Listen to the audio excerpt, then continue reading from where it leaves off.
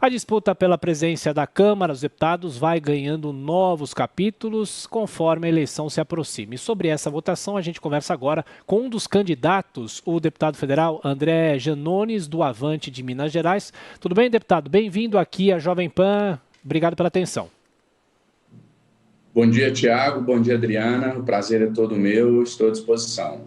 Deputado, o senhor classifica a sua candidatura de que maneira? Muitas vezes um parlamentar que teoricamente não tem chance de ganhar uma eleição como essa é muitas vezes intitulado como um anticandidato, uma anticandidatura. O senhor se classifica assim também ou quais seriam as chances do senhor conseguir os votos de parlamentares nessa disputa?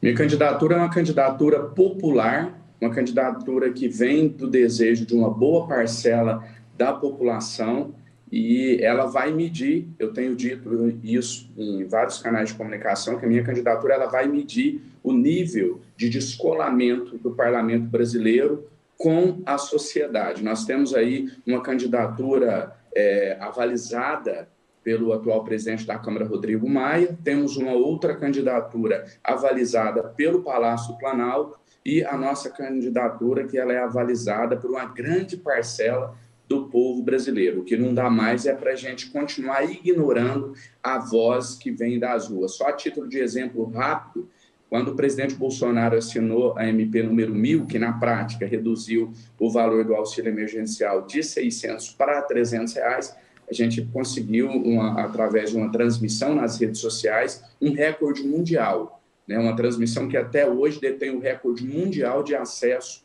nas redes sociais, foi a live mais assistida do mundo. E qual o reflexo disso no parlamento? Zero, nenhum. Acho que a nossa democracia, se ela está de fato amadurecida, ela exige que o clamor popular, que a voz que vem das ruas, tenha algum peso no parlamento, que ela ecoe no parlamento. O que eu estou propondo aqui não é uma eleição para a presidência da Câmara dos Deputados direta, onde a população decida quem é o presidente da Câmara. Não é isso que eu estou propondo. O que eu estou propondo é que a voz do povo, que o clamor popular, que a voz que vem das ruas, ela tenha algum peso em uma decisão tomada pelo parlamento. Então, eu acho que o amadurecimento da nossa democracia exige isso.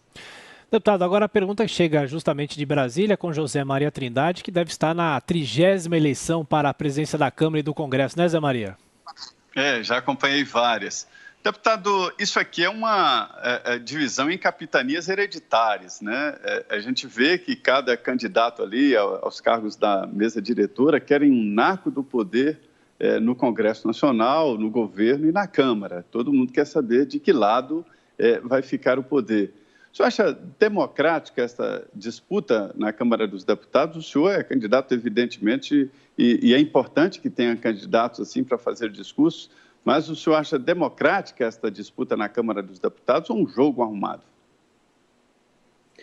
O meu conceito de democracia, ele está atrelado ao conceito de participação popular. Eu sempre utilizo a frase de Abraham Lincoln, segundo o qual a democracia é um governo do povo, com o povo e para o povo. Eu até tenho visto alguns colegas, já vou até adentrar um outro tema aqui, defendendo o voto secreto, sob a justificativa de que ali o deputado é, na verdade, um eleitor, e que ele, agindo como um eleitor, ele teria o direito ao sigilo do seu voto. Porém, esquecem de mencionar uma diferença crucial. O eleitor, quando ele vota em seu próprio nome. Ele detém o direito de escolha, o direito do voto. Já nós, deputados, quando estamos ali exercendo o nosso direito ao voto, entre aspas, nós não estamos ali falando em nosso próprio nome, né? Nós estamos de posse de um mandato. Então, nós estamos votando aquilo que o nosso eleitor quer que nós votemos. Nós estamos votando, na verdade, em nome do nosso eleitor. É um voto representativo. Então, eu não sou, a rigor, dono do meu voto. Eu represento uma parcela da população que confiou o seu voto em mim. Então, na minha opinião, respondendo de forma mais direta e objetiva o seu questionamento, Zé Maria, não vejo como uma manifestação da democracia as eleições que acontecem na Câmara dos Deputados para a escolha do seu presidente. É apenas um jogo de interesse. né, até minha primeira legislatura, e nas eleições passadas, há 2 anos atrás, eu vi alguns colegas deputados entregando santinhos, fazendo boca a boca, como se fosse uma eleição tradicional, e eu confesso que até hoje eu não consigo entender se isso é ingenuidade de alguns achando que vai conquistar voto dessa maneira. Ali é um jogo de interesses, um jogo para saber quem consegue a liberação de mais emendas, para saber quem consegue mais cargos no alto escalão do governo e na própria Câmara dos Deputados. Então, não guarda qualquer semelhança com o conceito que nós temos de democracia. E, deputado, como o senhor imagina uma agenda ideal para a Câmara dos Deputados nesse primeiro semestre? Existem vários assuntos importantes pendentes, como, por exemplo, as reformas tributária e administrativa, privatizações, o possível retorno do auxílio emergencial. O senhor parece, inclusive, que é a favor disso, e até mesmo mais de 50 pedidos de impeachment contra o presidente Jair Bolsonaro. Eu acredito que a pauta da Câmara dos Deputados tem que ser aquilo que é de maior interesse para a sociedade. Infelizmente, nos últimos anos, o debate, não só na Câmara dos Deputados, mas até mesmo em uma parte da imprensa, nas redes sociais, enfim, vários meios de comunicação, ele tem sido tomado por pautas ideológicas, por pautas de costumes, e as pautas que realmente fazem a diferença na vida da sociedade têm ficado em segundo plano. O slogan da minha campanha é "A pauta é o povo". Pode parecer um tanto populista, mas quem está me assistindo de casa sabe exatamente o significado dessa pauta. O exemplo que você acabou de colocar do auxílio emergencial é um deles. O auxílio emergencial não é pauta de direita, não é pauta de esquerda. Você tem eleitor do Bolsonaro passando fome, sem emprego, sem renda, assim como você tem eleitor da esquerda. Então, eu acho que a Câmara dos Deputados tem que priorizar na sua pauta aqueles assuntos que são de interesse da maioria da sociedade, que conseguem unir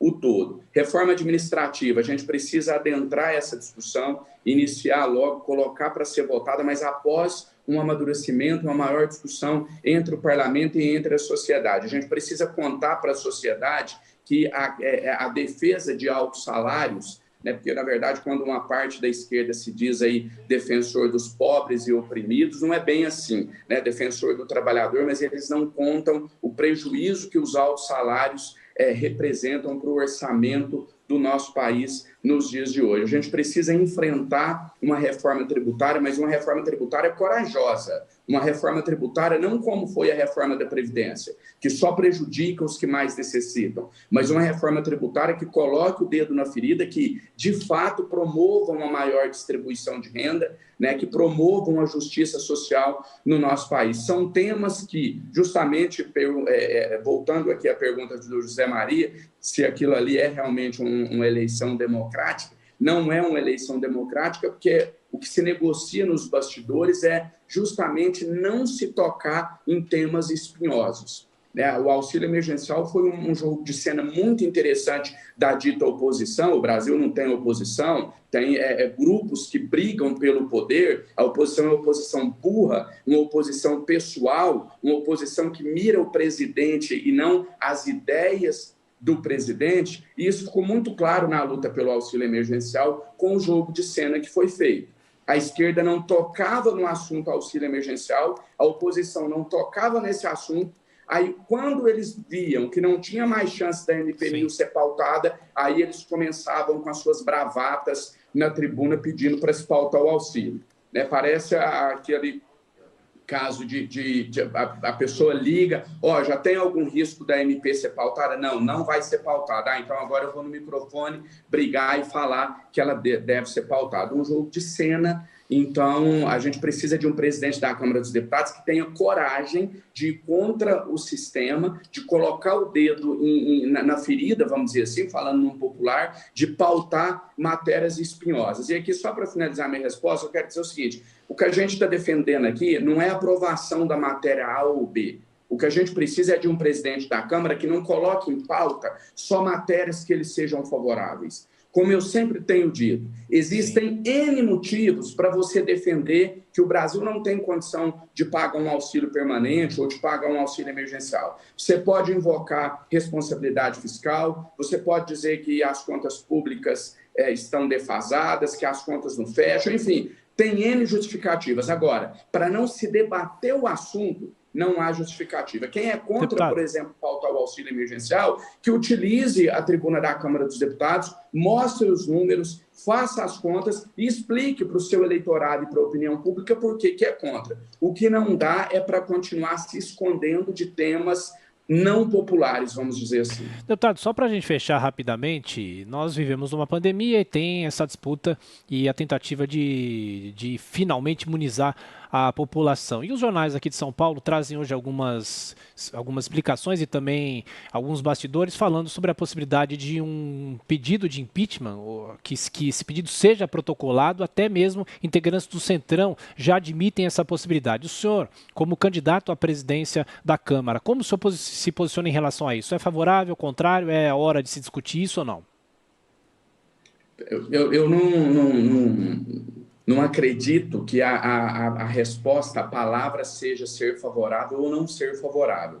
Ninguém pode se dar o direito de não ser favorável a um pedido de impeachment que tenha fundamento jurídico, que narre um crime de responsabilidade cometido pelo presidente da República. Da mesma maneira, ninguém pode ser a favor de um pedido de impeachment que não contenha descrição de um crime de responsabilidade. Então, caso nós consigamos a vitória e cheguemos à presidência da Câmara dos Deputados, nós vamos analisar. Se houver a narrativa de um crime de responsabilidade, nós vamos pautar o pedido de impeachment. Assim, o que não dá mais é para a gente entender o seguinte: olha, a gente vota no presidente da República, se a gente não estiver satisfeito com o governo dele, é só impeachmá-lo. Não é assim. O brasileiro, nós precisamos ter mais cuidado na hora do voto, porque quando a gente vota em alguém que não está à altura do cargo, você não tem nisso justificativa para que esse governante, seja ele presidente, governador ou prefeito,